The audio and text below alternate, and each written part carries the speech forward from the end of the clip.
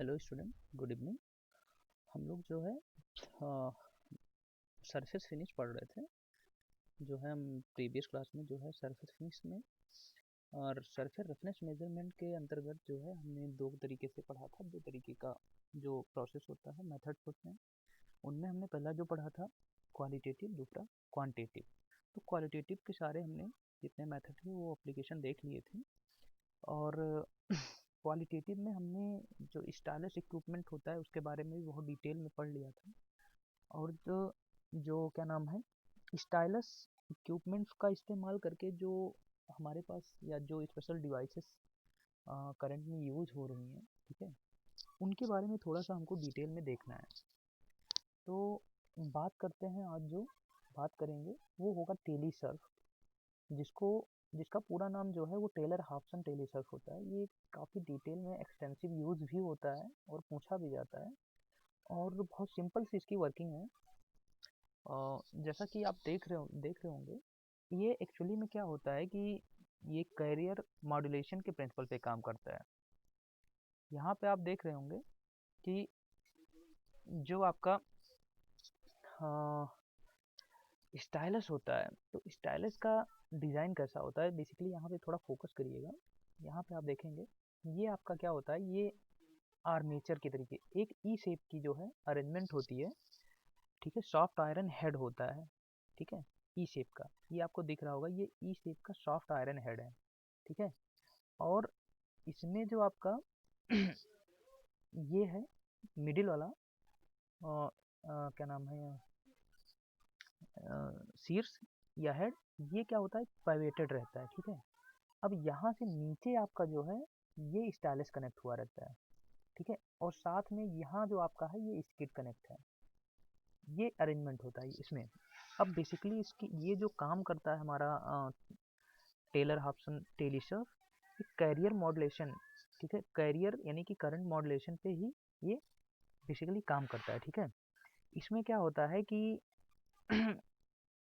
इस प्रिंसिपल के अकॉर्डिंग क्या होता है, जो हमारी स्टाइलस की स्पीड होती है उससे हाई फ्रीक्वेंसी के कैरियर करंट का जो है मॉड्यूलेट करके, और जो है इनको क्या नाम है, आपके सरफेस रफनेस को मेजर किया जाता है। अब देखिए, इसको क्या करते हैं, जो भी ये हमारा कैरियर करंट होता है इसको हम क्या करेंगे, एम्पलीफाई करेंगे। एम्पलीफाई करने के बाद मॉड्यूलेशन के बाद एम्पलीफिकेशन, एम्पलीफिकेशन के बाद डीमॉड्यूलेशन, और उसको फिर हम क्या करेंगे, रिकॉर्डर पे रिकॉर्ड कर लेंगे। ये बेसिकली एक ब्रीफ आइडिया हो गया कि हम इसमें करते क्या है। अब देखिए यहाँ पे क्या होता है, ये जो आपका ई शेप का सॉफ्ट आयरन कोर होता है, इसमें आप देख रहे होंगे यहाँ पे कुंडलियाँ लगी होती हैं, ठीक है। ये कुंडलियाँ जो है यहाँ पे लगी होती है। अब आगे देखते हैं,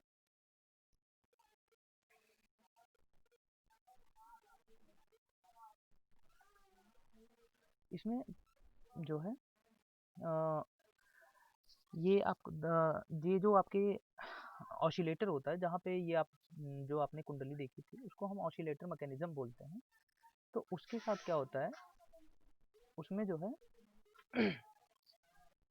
यहाँ पे देख रहे हैं, ये देखिए, ये जो होता है ये हमारा वाल्व या ऑसिलेटर होता है। तो क्या होता है कि जैसे जैसे आपका मूव करता है, अ, ये स्टाइलस आपका मूव करेगा, तो अगर हम प्रीवियस उनको देखें तो स्टाइलस मूवमेंट के अकॉर्डिंग क्या होगा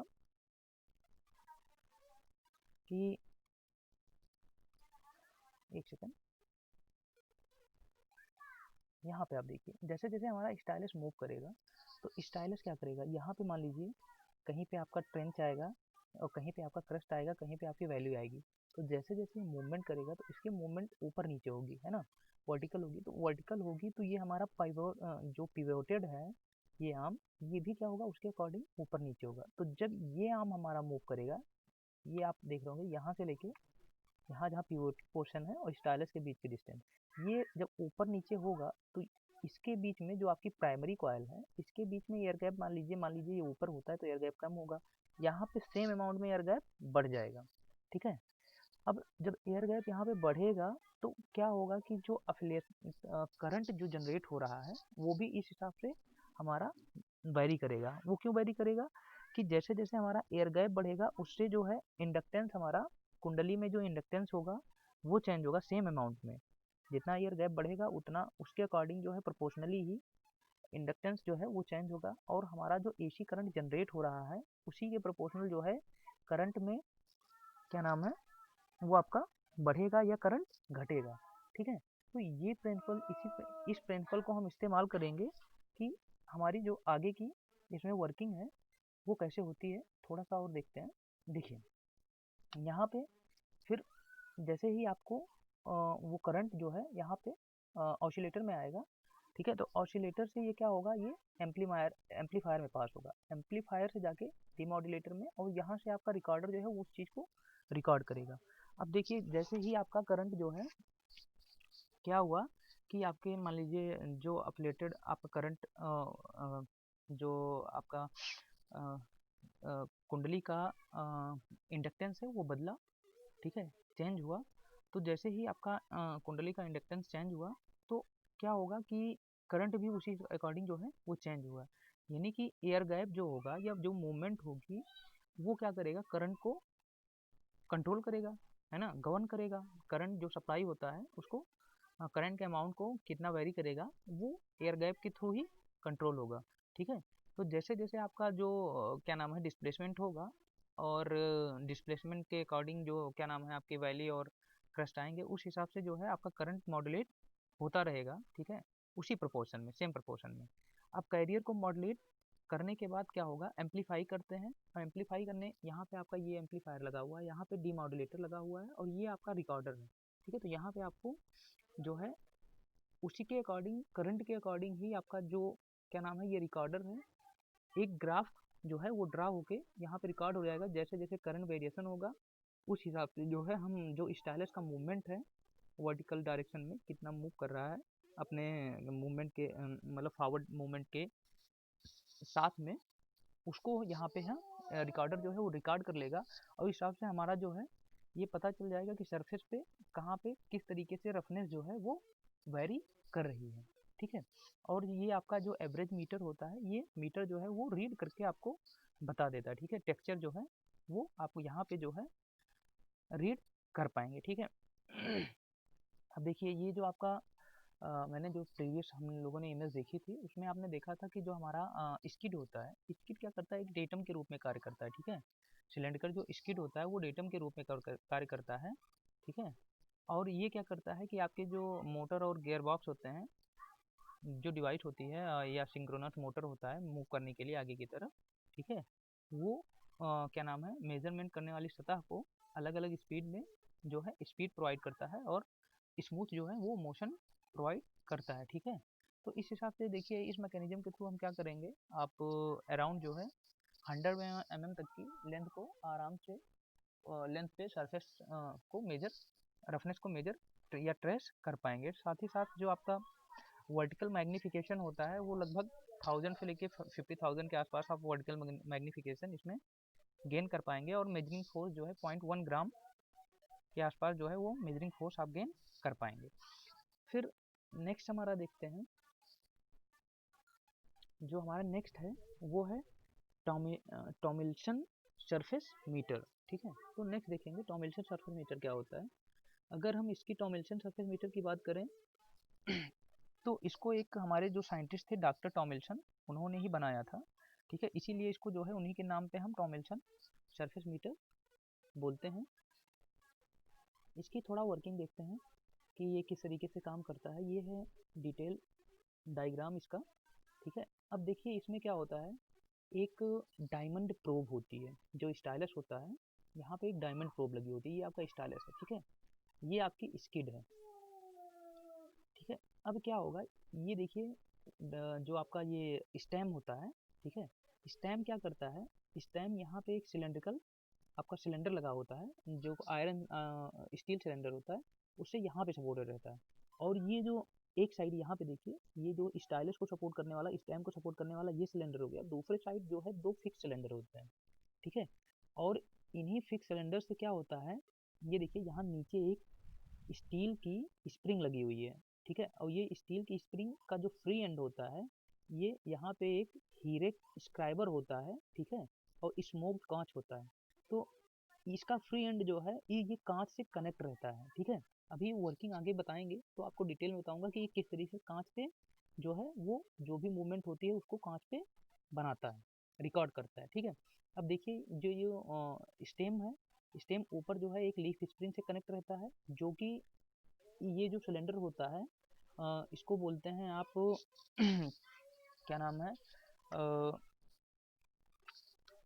जो ये आपका सिलेंडर होता है इसको बोलते हैं लैप्ड स्टील सिलेंडर। लैप्ड क्यों बोलते हैं, क्योंकि एक लैपिंग प्रोसेस होती है जिसके थ्रू हम हाई लेवल की स्मूथनेस जो है वो गेन कर पाते हैं, इसीलिए इसको लैप्ड स्टील सिलेंडर बोलते हैं, ठीक है। तो इस तरीके से ये जो स्प्रिंग है इसके अगेंस्ट में प्रेस किए रहती है, तो ये क्या होता है कि हमारा अरेंजमेंट काफ़ी जो कॉन्टैक्ट है वो बना रहता है, ठीक है। और साथ ही साथ एक फोर्स जो है जनरेट होती है जो इसको ऊपर और नीचे आसानी से मूव करने में हेल्प करती है, ठीक है। अब देखिए इसके मेन पार्ट कौन कौन से हैं इसको देख लेते हैं। तो ये तो आपका डायमंड प्रोब हो गया, ये जो मैंने अभी आपको दिखाया था यहाँ पे स्टाइलस, ठीक है। फिर लीफ स्प्रिंग हो गई, लीफ स्प्रिंग ऊपर लगी होती है, ठीक है। और एक स्टील्ड लीफ स्प्रिंग नीचे भी लगी होती है, ठीक है। स्किड ये आपको है आपका, और लैप्ड सिलेंडर मैंने बताया ही, ठीक है। लाइट स्टील स्प्रिंग आर्म होता है नीचे की तरफ जो दिखाया था मैंने, फिक्स्ड रोलर होते हैं, स्मोक ग्लास होता है, और डायमंड स्क्राइबर होता है, ठीक है। डायमंड स्क्राइबर यहाँ पे होता है, ठीक है। वो क्या करता है, इस स्मोक्ड कांच पे जो भी इसका मूवमेंट होता है उसके अकॉर्डिंग जैसे भी सरफेस होती है वो इस पे ड्रॉ करता जाता है, ठीक है। अब आते हैं डिटेल डिस्कशन या डिटेल वर्किंग इसकी, देखते हैं कैसे होती है। तो बात करें वर्किंग की, तो इसमें क्या होता है कि इसमें जो एक आपका सरफेस फिनिश स्टेम रिकॉर्डर होता है, ठीक है। जिसके आपने देखा एक सिरे पे जैसा कि ये लगा होता है आपका डायमंड स्टाइलस, ठीक है। और ऊपर जो है एक सिलेंड्रिकल लैप्ड सिलेंडर वो कनेक्ट रहता है, ठीक है। अब ऊपर जो स्प्रिंग लगी रहती है वो इसको प्रेस किए हुए रहती है, ठीक है। और